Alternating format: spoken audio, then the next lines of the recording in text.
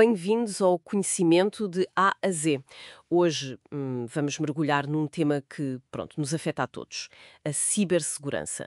Nós vivemos cada vez mais online, não é? Para o trabalho, para socializar, para gerir a vida e proteger a nossa informação digital tornou-se fundamental. Para prepararmos esta conversa, olha, fomos ver várias coisas, guias práticos, resumos de livros sobre isto para quem, tipo, está a começar e até umas transcrições de debates sobre malwares e afins. A nossa ideia aqui é tentar simplificar alguns destes conceitos, perceber quais são as ameaças mais comuns que andam por aí e, mais importante ainda, que passos é que podemos dar no dia-a-dia para andarmos mais seguros neste mundo digital. Pronto, vamos a isso. É incrível como já nem pensamos nisso, mas a nossa dependência da tecnologia é total, certo? Computadores, telemóveis, até o frigorífico lá de casa. É verdade, é verdade. E toda essa conectividade, claro, trouxe coisas ótimas, mas também trouxe riscos novos. Os ataques, bem, dispararam. E já não são só as grandes empresas. Afetam toda a gente. As consequências podem ser, olha, devastadoras. Perder dados, ter prejuízos financeiros, roubo de identidade. Uma das fontes que vimos sublinhava bem isto. Sim, e eu acho que ainda há muita gente que pensa: tenho uma password XPTO ou o meu antivírus resolve. Mas, pelo que percebi, a coisa é bem mais complexa. As ameaças estão sempre a evoluir, não é? Exatamente. Essa ideia de que o básico chega é perigosa. A falta de consciência sobre certas práticas essenciais é um problema sério. E como uma das fontes dizia, e bem, a cibersegurança não é só um assunto para o pessoal de TI. É mesmo uma responsabilidade de todos nós. Eu retirei assim umas ideias-chave do que lemos. Primeiro, que a segurança online não é só tecnologia, tem muito a ver com os nossos hábitos, com o nosso comportamento. Depois, que não ser os riscos é talvez a nossa maior fraqueza. E eu acrescentava, com base noutra fonte, que a educação, a consciencialização, é tão, mas tão importante como ter o melhor programa de proteção. Cada aparelho que ligamos à net, pronto, é uma porta aberta. A segurança tem de ser algo contínuo, uma vigilância, e não só reagir quando a coisa corre mal. No fundo, o objetivo é proteger a informação, certo? Que só nós acedemos, que não alteram sem querermos e que ela está disponível quando precisamos. Confidencialidade, integridade e disponibilidade. Era assim que um dos textos mais técnicos explicava. Exatamente, são os três pilares, sim. Essencial. E falando nas ameaças, ouvimos imenso falar de malware. Mas o que é isso, afinal? Parece um termo, assim, muito vago. É um termo genérico para software malicioso, sim, mas podemos focar em alguns tipos mais comuns e com mais impacto. Um que tem feito muitos estragos e que uma das transcrições discutia é o ransomware. Basicamente, é um programa que, tipo, sequestra os teus ficheiros, encripta-os e depois pede um resgate. E se pagarmos, resolve-se? Ficam os ficheiros de volta? Bem, infelizmente pagar, e muitas vezes pedem em criptomoedas, tipo Bitcoin, que são difíceis de rastrear, não é garantia nenhuma. Pior ainda, pode fazer de ti um alvo preferencial no futuro, porque mostraste que estás disposto a pagar. A recomendação geral, e muitas vezes a única solução viável, é mesmo não pagar e tentar recuperar tudo a partir de cópias de segurança. Se estiveres, claro. Pois, o que já nos leva à importância dos backups. Havemos de lá ir. Mas há mais bichos destes, não é? Lembro dos Trojans, os cavalos de Troia. A analogia é doa. É perfeito assim. Tal como o cavalo de madeira grego que parecia um presente, mas escondia soldados, um Trojan parece um programa legítimo, útil até, um jogo, uma ferramenta, mas traz código malicioso escondido. Quando o corres, ele instala-se e pode fazer tudo. Roubar passwords, dar acesso remoto e instalar mais malware. O segredo é o disfarce. Portanto, o perigo vem embrulhado em algo que parece inofensivo. E que outros tipos de malware assim mais relevantes é que há? Bem, sem querer fazer aqui uma lista gigante, podemos mencionar o spyware, que se instala para espiar o que fazemos, que sites visitamos, o que escrevemos, essas coisas. E depois temos as botnets. Botnets? Isso soa um bocado a ficção científica, não? Pode soar, mas é bem real. Uma botnet é basicamente uma rede de computadores infectados, chamam-lhes zombies, controlados à distância por um atacante. Podem ser milhares, milhões de máquinas. E servem para quê? Para lançar ataques em massa, tipo deitar abaixo sites, os tais ataques DDoS, enviar milhões de e-mails de spam ou phishing, ou até, como uma fonte referia, usar a capacidade de processamento desses computadores para minerar criptomoedas, o cryptojacking. Tudo sem que os donos saibam. Estou a perceber. Portanto, não só o nosso computador está em risco, como pode ser usado para atacar outros. Falaste em phishing. Isso já não é bem um programa, pois não? É mais tentar enganar a pessoa? Exato, exato.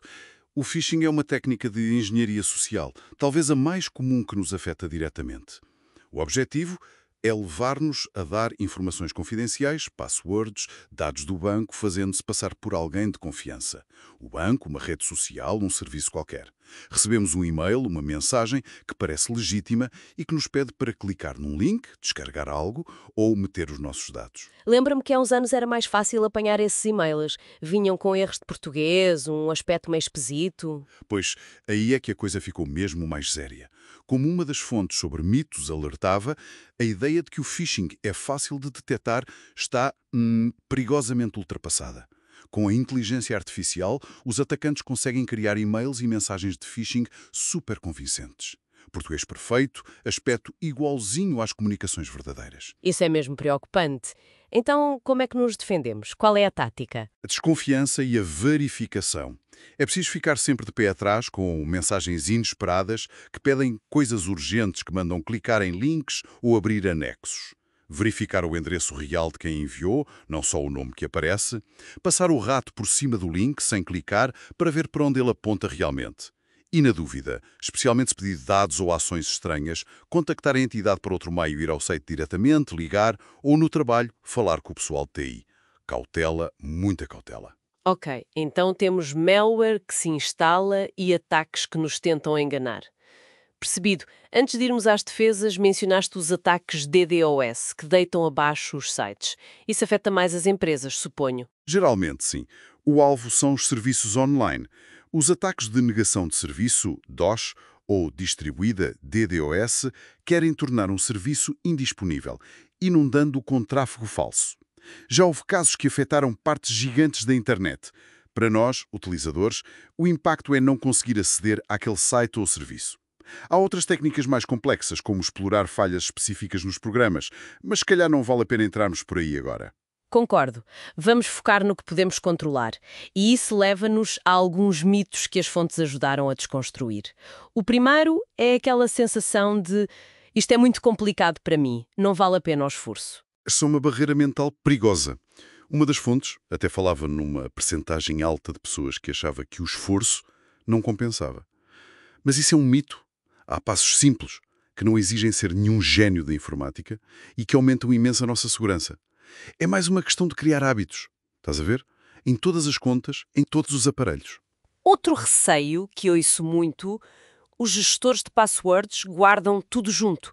E se a empresa do gestor for atacada? Parece arriscado, não é? Ter tudo no mesmo sítio? É uma preocupação que faz sentido, mas paradoxalmente, os gestores de passwords de confiança são a forma mais segura de gerir isto hoje em dia.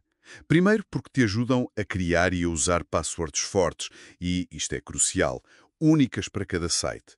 Acaba logo com a tentação de repetir passwords, que é um erro tremendo. Segundo, usam encriptação muito forte e muitas vezes uma coisa chamada arquitetura de conhecimento zero. Quer dizer que nem a própria empresa consegue ler as tuas passwords. Só tu tens a chave mestra. Mas e se mesmo assim a empresa for atacada? O cofre deles for arrombado? Se tiveres uma password mestra, forte, mesmo forte, e idealmente tiveres ativado a autenticação multifator, MFA, no próprio gestor, os teus dados continuam seguros. Mesmo que roubem a base de dados encriptada da empresa, sem a tua chave mestra e o segundo fator, não fazem nada com aquilo. É muito, mas muito mais seguro do que usar a mesma password em todo lado ou andar com papelinhos atrás. Falaste em passwords únicas e fortes. Há outro mito. Tenho uma password super segura, com 20 caracteres, símbolos, maiúsculas. Estou safo. Uma password forte e longa é ótimo, claro que sim. Mas não é suficiente por si só. Primeiro, como disseste, tem de ser única. Se usas essa password fantástica em 10 sites, basta um deles ter uma fuga de dados para essa password ficar exposta e as 9 contas estarem em risco. É aqui que o gestor de passwords ajuda imenso. E segundo, A tal autenticação multifator, o MFA, é fundamental. O MFA é aquele código extra que recebemos por SMS ou numa app, não é? Às vezes parece uma chatice ter mais esse passo. Pode parecer um bocadinho chato, sim, mas aqueles segundos extra duplicam a segurança. Mesmo que alguém derruba a password por phishing, malware ou numa fuga de dados, sem aquele segundo fator, seja o código, a impressão digital ou o que for, não consegue entrar. Ativar o MFA em todo o lado que o permita, e-mail, redes sociais, bancos, tudo é das coisas mais eficazes que podemos fazer. Ok, então a receita básica parece ser manter tudo atualizado, sistema, apps, usar passwords fortes e únicas, com gestor, ativar MFA e ter cuidado com o phishing e coisas suspeitas. Há mais alguma coisa essencial? Sim, duas coisas muito importantes. Primeiro, ter atenção ao que partilhamos online, especialmente nas redes sociais. Ver as definições de privacidade, pensar duas vezes antes de dar demasiada informação pessoal que possa ser usada contra nós. E segundo, voltamos ao mesmo, backups, cópias de segurança. Os backups, a rede de segurança final. Exatamente. Fazer cópias regulares dos dados importantes, documentos, fotos, o que for é vital, seja para a nuvem, para um disco externo ou os dois. E, como uma fonte frisava bem, não basta fazer a cópia. É preciso guardá-la num sítio seguro, diferente dos originais e, muito importante, testar de vez em quando se conseguimos restaurar os dados. Um backup que falha, na hora H, não serve de nada, não é? Contra ransomware, falhas de disco ou até um erro nosso, um bom backup salva-nos a pele. E as VPNs? Vemos muita publicidade a dizer que são a solução mágica para a segurança e privacidade. São mesmo? As VPNs, as redes privadas virtuais, são ferramentas úteis, sim. Elas criam uma ligação encriptada à internet, o que é ótimo para proteger a privacidade e segurança, sobretudo em redes Wi-Fi públicas, tipo em cafés, aeroportos. Mas não são uma solução mágica para tudo. Uma VPN protege a ligação, mas não te impede de descarregar malware ou de cair numa armadilha de phishing, percebes? É mais uma ferramenta útil na caixa, mas não substitui as outras práticas. Falaste em Wi-Fi público e em casa ou no trabalho. A segurança da nossa rede sem fios também importa, certo? Uma das fontes até detalhava isso bem. Sim, claro que importa. Proteger a nossa própria rede Wi-Fi é fundamental. Para quem está em casa ou num pequeno escritório, os passos essenciais são mudar a password do administrador do router, aquela que vem de fábrica, que toda a gente sabe, mudar o nome da rede, o SSID, que também vem por defeito, e, o mais importante, usar segurança forte como WPA2 ou, melhor ainda, WPA3, evitar o WP antigo a todo o custo, que isso hoje em dia quebra-se facilmente. Desativar a divulgação do nome da rede ou usar filtros MAC são coisas extra, mas menos importantes que uma boa password e WPA2, WPA3. Ok, acho que temos um bom kit de ferramentas defensivas. Agora, uma curiosidade que aparece muito ligada a isto, a Dark Web. Parece sempre um sítio assim meio obscuro e perigoso. O que é isso exatamente? É importante distinguir, sim, como um dos guias explicava bem. A internet normal que usamos com o Google é a Surface Web. Depois há a Deep Web, que é tudo o que não está indexado e precisa de login, o nosso e-mail, o banco online, bases de dados internas.